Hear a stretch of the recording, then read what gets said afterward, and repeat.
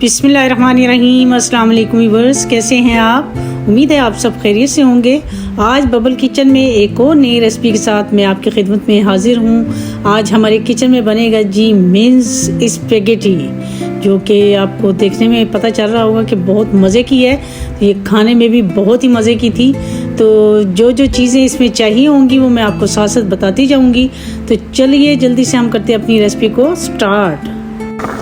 ये देखिए हमारी जो स्पेगेटी है वो हमने बॉईल करने के लिए रख दी है और तकरीबन बॉईल होने वाली है। ये देखिए इसको हमने बॉईल करने के लिए रख दिया है। और इसका आसान तरीका यही है कि आप इसमें बस हाफ़ टी स्पून इसमें नमक डालेंगे पानी के अंदर और 1 टेबलस्पून आप इसमें ऑयल डालेंगे और बस जब बॉयल आ जाए तो आपने स्पेगेटी इसमें डाल देनी है। और आपने इसको ज़्यादा बिल्कुल बॉयल नहीं करना। ये देखिए इसको बस अब हम उतारने ही वाले हैं। बस अब हम इसको उतार लेंगे।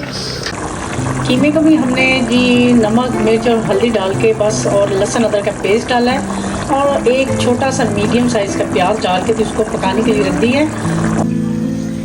कीमा हमारा हो गया जी पक चुका है। अब हम इसमें थोड़ा सा 2 टेबलस्पून के बराबर ऑयल डालेंगे और बस अब हम इसको करेंगे जी इसकी भुनाई कर लेंगे अच्छी सी। बस अब हमने इसमें कोई टमाटर कोई हरी मिर्च कुछ भी नहीं डालना।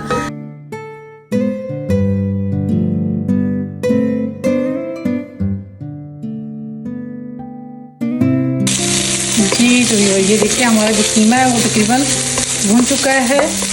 और अब हम इसमें ऐड करेंगे जी ये मैंने 1 अदद टमाटर और 2 अदद मैंने आलू बॉईल करके तो इसको छोटे छोटे पीसेस में क्यूब्स की शक्ल में दोनों को काट लिया है। ये हम इसमें ऐड कर देंगे। आप ज़रूर ट्राई कीजिएगा, ये बहुत मज़े की बनती है। पोटैटो और टमाटो डालने के बाद हम इसमें ऐड करेंगे इसमें केचप।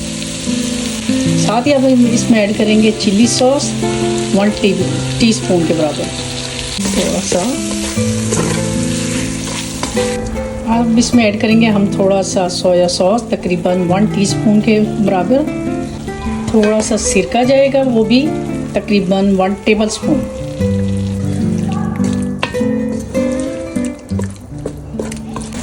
अब हम इसमें ऐड कर देंगे स्पेगेटी जो हमने बॉईल करके रखी थी।